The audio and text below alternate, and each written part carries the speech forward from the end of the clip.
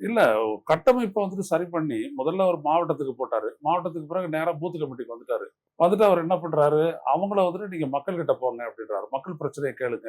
மக்களினுடைய பிரச்சனைகள் என்னன்னு கேட்டு அதுக்கு என்ன செய்யணுன்றத பாருங்க. அதுலேருந்து உங்களுடைய அரசியலை டெவலப் பண்ணுங்க அப்படின்றாரு. ஒரு அரசியல் படுத்தக்கூடிய ஒரு சரியான வழிமுறையை தான் அவர் அண்ணாவுடைய பேரை சொல்லி சொன்னாரு. சரியானது தான். அதுல ஒண்ணும் இருவேறுபட்ட கருத்து இல்ல.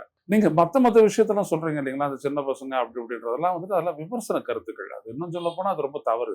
ஒரு கட்சி வருது. அந்த கட்சியினுடைய தலைவர் வந்துட்டு ஒரு எஸ்டாப்ளிஷ்டு ஆக்டர். விஜய் வந்துட்டு ஒரு பெரிய ஆக்டர்.